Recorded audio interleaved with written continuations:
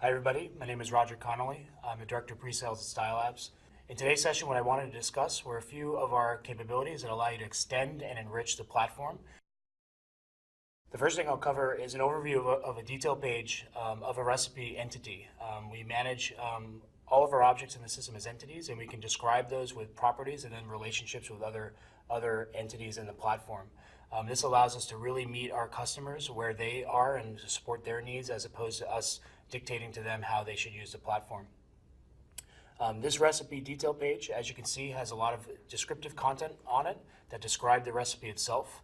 As you can see, we also have composition details on the right where we have relationships between recipes and ingredients. And those ingredients can then also have their own properties and relationships as well.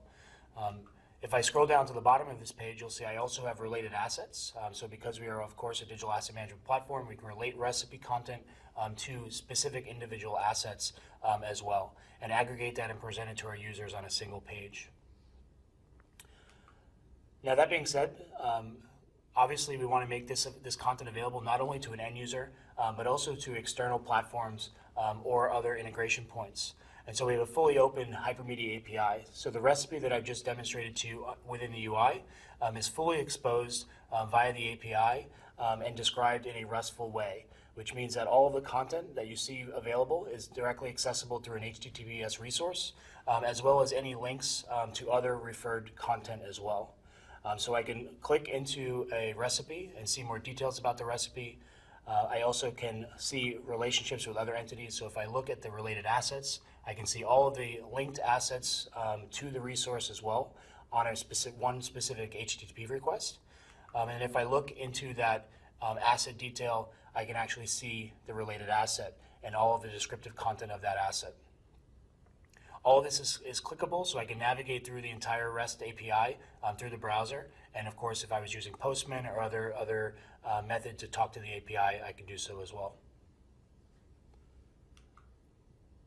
All of the assets also have renditions links to them as well. And these are signed URLs that actually will point to the direct actual digital asset blob resource. So from here, I can actually grab the physical binary content of the asset directly via the API. If you're not that interested in using JSON and talking directly to the API, we also have a Web SDK. And our Web SDK is written in C#. And so here you can actually write an authentication app that actually will get authenticate with the application and provide a client object that would allow you to then extend and interact with your application. So if you provide a client ID, a client secret, and a refresh token, you'll get an authentication token back from the platform that you can then use for subsequent methods. This is an example Azure function that's been written in Azure that allows us to actually use the Web SDK to reach out to a Microsoft translation service to translate the recipe descriptions and update these directly in the platform. So this is just an example of how we might want to integrate and have external actions or functions run on top of the platform. So here we're going through and we're identifying the recipe. We're grabbing all of the descriptive content that we have, and then we're iterating through each description and actually updating it via the translated service. The specific translation code is actually external here. It's not demonstrated here, but this might be an external third party. This might be Microsoft, you name it. We can run this function directly using what we call a trigger action combination in the Marketing Content Hub.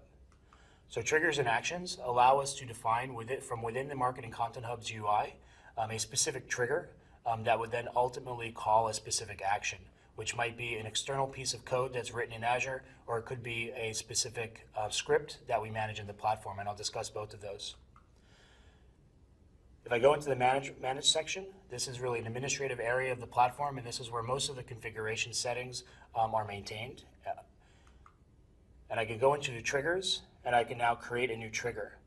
And here I can decide how I want the trigger to execute.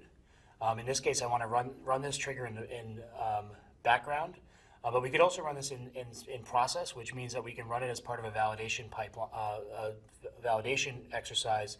So when I save a specific resource, I can have that code executed in real time, whereas a background function would run asynchronously behind the scenes.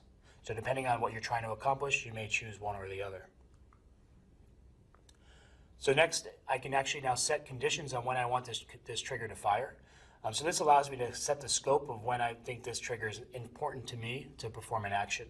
So here I might say that I only want to run a specific function on specific assets of specific types, or perhaps recipes that have only specific ingredients in those recipes. And finally, once I've defined the trigger and the conditions of that trigger, I can point it to a specific action. And as you can see here, we've got a number of different ways in which we can talk to external components. One is via direct API call. So if we have an API that's already available, that's kind of that we can actually communicate with, we can send a post message directly to the API. We can also send something directly to the Azure message bus.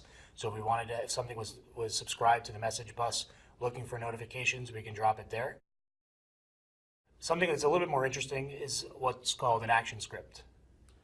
And what are action scripts? Well, inside the Marketing Content Hub, new in 3.0, we have a scripting framework that allows us to create, build, and wire scripts directly within the web UI. This is an example script that we've written that would look at the composition of a specific recipe and calculate the total calories of the recipe.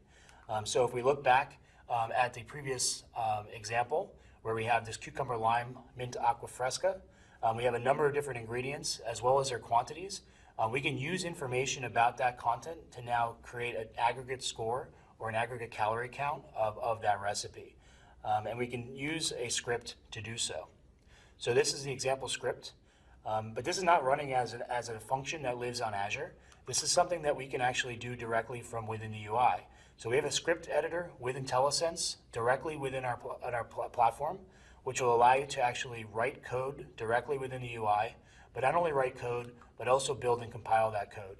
And so once you build and compile that code, this code is available as a resource via our API and can be then wired into our trigger action framework. And lastly, we have heavily invested in integration with the Microsoft iPass layer in both Logic App and Flow. And in 3.0, we've recently introduced a Marketing Content Hub connector that will live inside the Flow and Logic App ecosystem to allow us to wire together WYSIWYG integrations. So really kind of moving the effort involved with integrations out of the hands of the developers and into kind of more of the more functional expertise kind of directly within the UI. We have an example here that's been set up. And what we're doing here is we're actually looking at changes that are taking place inside the Marketing Content Hub. And this might be an update to a recipe. And we're actually evaluating that change and looking up a Sitecore resource to see if that recipe already exists in Sitecore. So as you can see, the first step is actually looking for the entity save action.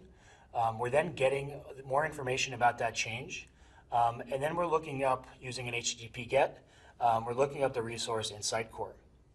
Based on the information that we get back from that request, whether it's available or not, which means does it exist or does it not exist, we can actually create conditional workflows as well, where if the item exists already, then we want to do a put request, which is going to update the resource. And if the actual recipe does not exist, then we actually can create a post and actually create that resource as well. And so the final step is looking for a response of 200, which means that the entire flow is successfully completed.